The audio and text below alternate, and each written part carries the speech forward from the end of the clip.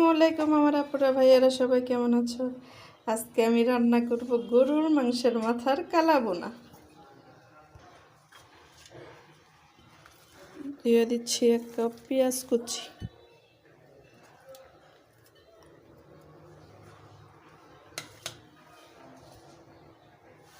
দিয়ে দিচ্ছি তেজপাতা, দারচিনি, এলাচ, দিয়ে দিচ্ছি 3-4টি কাঁচামরিচ। আজকে সব বাটা মশলা দিয়ে করব। দিয়ে দিচ্ছি 1 চা চামচ পেঁয়াজ বাটা,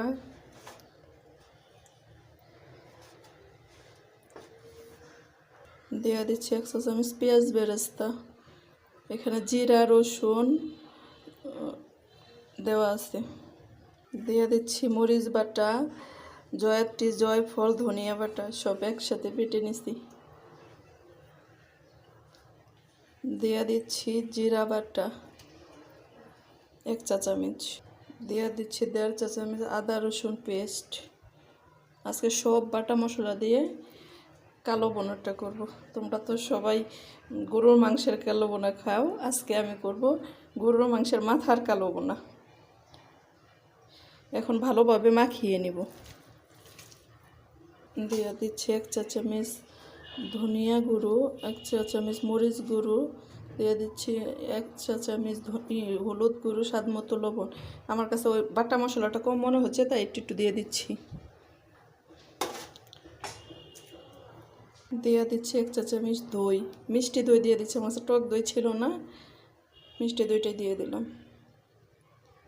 জানি না তোমরা কে কীভাবে রান্না করো, আমি এভাবে রান্না করি। দিয়ে দিচ্ছি সরিষার তেল। ভালোভাবে মাখিয়ে রেস্টে রাখবো 40 মিনিটের মতো।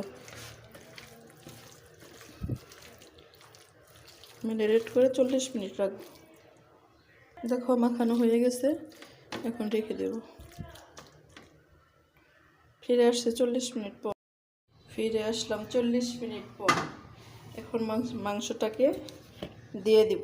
দিয়ে দিচ্ছি সরিষার তেল, হালকা দেব, এখানে দেওয়া আছে তো। দিয়ে দিচ্ছি মাখিয়ে রাখা মাংসটাকে। এখানে কোনো পানি অ্যাড করব না, মাংস থেকে যে পানিটা বের হবে সেটা দিয়ে রান্নাটা শেষ করব। এখন ডেকে রান্না করব কিছুক্ষণ। ডেকে দিচ্ছি। মাংস থেকে যে পানিটা বের হবে এটা দিয়ে আমি রান্না শেষ করব। জানি না কে কে তোমরা কীভাবে রান্না করো, আমি এভাবে রান্না করি। এটা হইতে সময় লাগবে, এখন ঢেকে দিব কিছুক্ষণ। মাংসটা প্রায় শেষ করতে, প্রায় হয়ে গেছে, কিছুক্ষণের মধ্যে নামিয়ে নিব। কালা বোনাটা বাস হয়ে গেল আমার গরুর মাংসের মাথার কালা বোনা। আমার রেসিপিটি যদি তোমাদের ভালো লাগে প্লিজ আমার পেজটা ফলো করো, আমার ইউটিউব চ্যানেলটা সাবস্ক্রাইব করে দিও। সবাই ভালো থেকো, সুস্থ থেকো, আল্লাহ হাফেজ।